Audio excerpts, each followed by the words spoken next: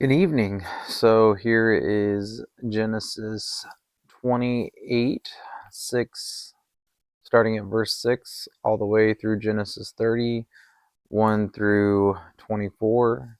This is day 10, and we'll jump right into it. Alrighty. So Esau knew that his father Isaac had blessed Jacob and sent him to Padan Aram to find a wife, and that he had warned Jacob, "You must not carry a Canaanite woman." He also knew that Jacob had obeyed his parents and gone to Padan Aram. It was now very clear that his father did not like the local Canaanite women. So Esau visited his uncle Ishmael's family and married one of Ishmael's daughters in addition to the wives he already had. His new wife's name was Mahalath. She was the sister of Nebaioth and the daughter of Ishmael, Abraham's son. Meanwhile, Jacob left Beersheba and traveled toward Haran. At sundown, he arrived at a good place to set up camp and stopped there for the night. Jacob found a stone to rest his head against and lay down to sleep. As he slept, he dreamed of a stairway that reached from the earth up to heaven, and he saw the angels of God going up and down the stairway. At the top of the stairway stood the Lord, and he said, "I am the Lord, the God of your grandfather Abraham, and the God of your father Isaac.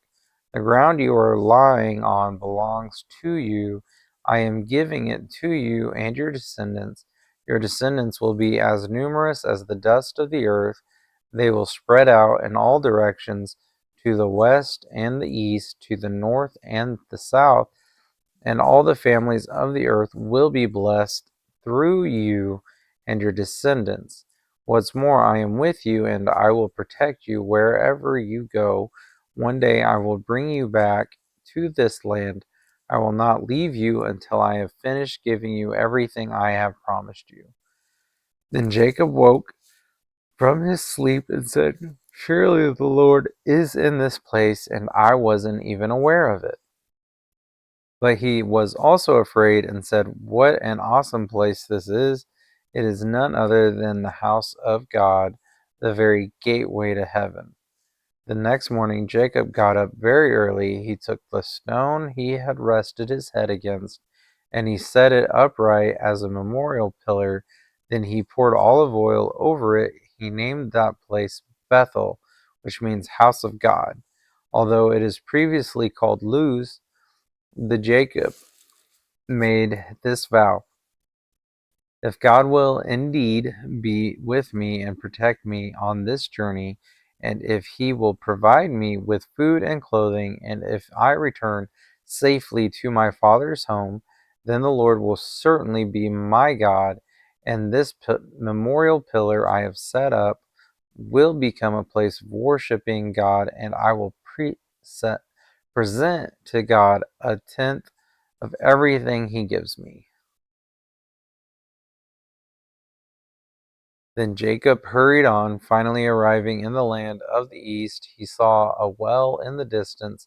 3 flocks of sheep and goats lay in an open field beside it, waiting to be watered, but a heavy stone covered the mouth of the well.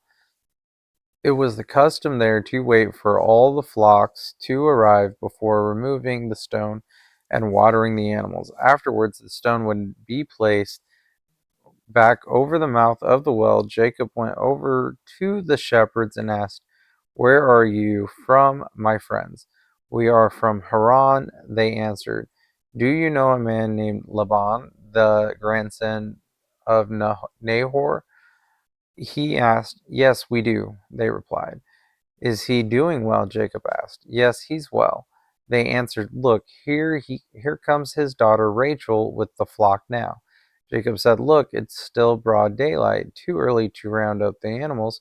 Why don't you water the sheep and goats so they can get back out to the pastures?" We can't water the animals until all the flocks have arrived, they replied. Then the shepherds moved the stone from the mouth of the well, and we water all the sheep and goats. Jacob was still talking with them when Rachel arrived with his father's flock, for she was a shepherd. And because Rachel was his cousin, the daughter of Laban, his mother's brother, and because the sheep and goats belonged to his uncle Laban, Jacob went over to the well and moved the stone from its mouth and watered his uncle's flock. Then Jacob kissed Rachel, and he wept out loud. He explained to Rachel that he was her cousin on her father's side, the son of her aunt Rebekah. So Rachel quickly ran and told her father's Laban. As soon as Laban heard that his nephew Jacob had arrived, he ran out to meet him. He embraced and kissed him and brought him home. When Jacob had told him his story, Laban exclaimed, "You really are my own flesh and blood." Jacob marries Leah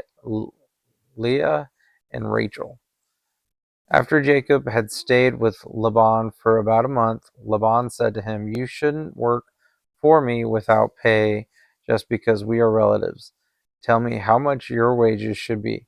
Now Laban had two daughters. The older daughter was named Leah, and the younger was Rachel. There was no sparkle in Leah's eyes, but Rachel had a beautiful figure and a lovely face. Since Jacob was in love with Rachel, he told her father, "I'll work for you for 7 years if you'll give me Rachel, your younger daughter, as my wife." "Agreed," Laban replied. "I'd rather give her to you than to anyone else. Stay and work with me." So Jacob worked 7 years to pay for Rachel, but his love for her was so strong that it seemed to him but a few days. Finally, the time came for him to marry her. "I have fulfilled my agreement," Jacob said to Laban. "Now give me my wife so I can sleep with her." So Laban invited everyone in the neighborhood and prepared a wedding feast. But that night, when it was dark, Laban took Leah to Jacob, and he slept with her. Laban had given Leah a servant, Zilpah, to be her maid. But when Jacob woke up in the morning, it was Leah. "What have you done to me?" Jacob raged at Laban. "I worked 7 years for Rachel. Why have you tricked me? It's not our custom here to marry off a younger daughter ahead of the firstborn," Laban replied. "But wait until the bridal week is over, then we'll give you Rachel too, provided you promise to work another 7 years for me." So Jacob agreed to work 7 more years. A week after Jacob had married Leah, Laban gave him Rachel too. Laban gave Rachel a servant, Bilhah, to be her maid. So Jacob slept with Rachel too, and he loved her much more than Leah. He then stayed and worked for Laban the additional 7 years. When the Lord saw that Leah was unloved, he enabled her to have children, but Rachel could not conceive. So Leah became pregnant and gave birth to a son. She named him Reuben, for she said, "The Lord has noticed my misery, and now my husband will love me."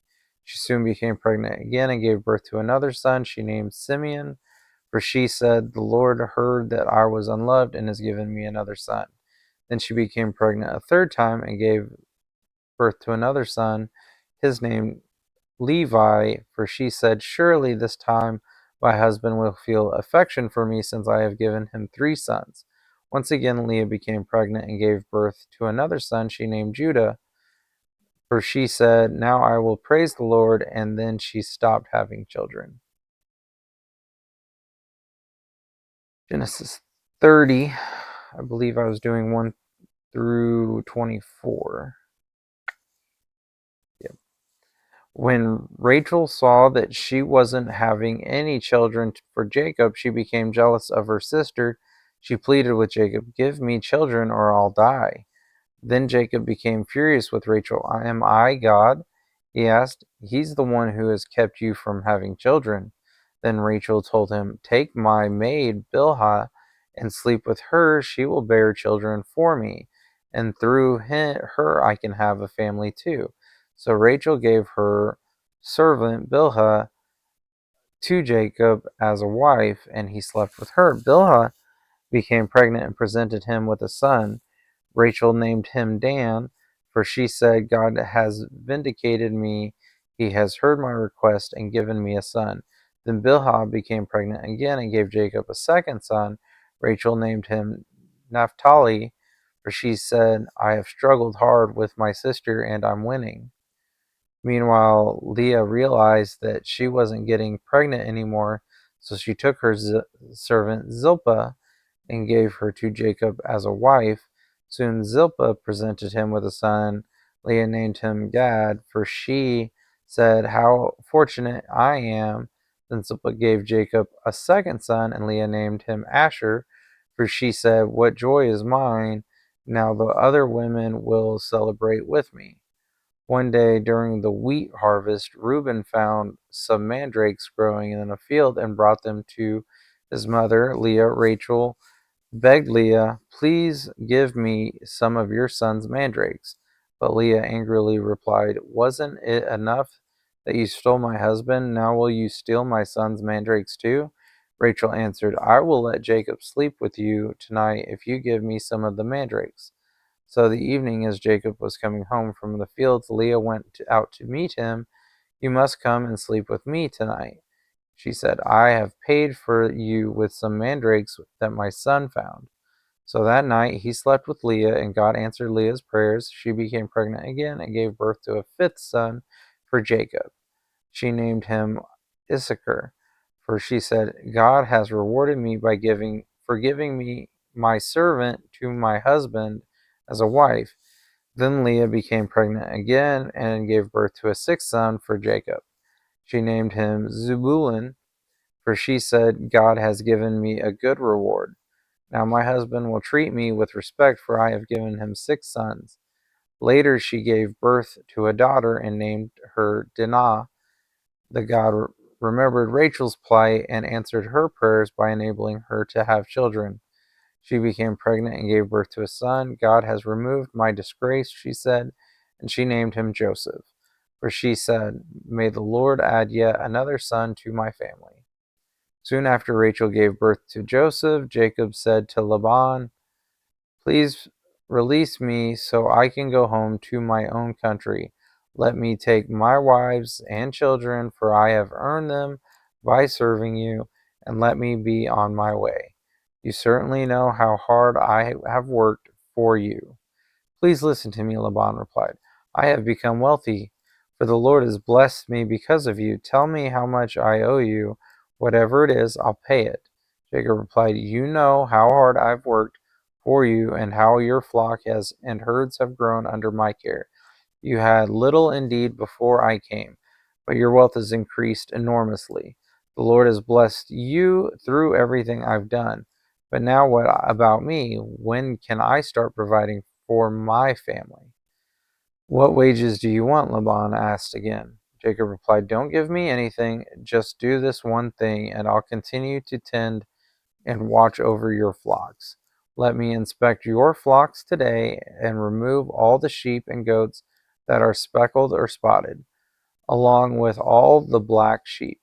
Give these to me as my wages. In the future, when you check on the animals you have given me as my wages, you'll see that I have been honest. If you find in my flock any goats without speckles or spots, or any sheep that are not black, you will know that I have stolen them from you. All right, Laban replied. It will be as you say. Nope, I continued too far, didn't I, guys? All right, so we're going to stop way back here. Jacob's wealth increases will be tomorrow. I was really getting into that. Oh no. Did I miss all that? No, hopefully not. Anyway, sorry for the late posts, but thank you for reading with me.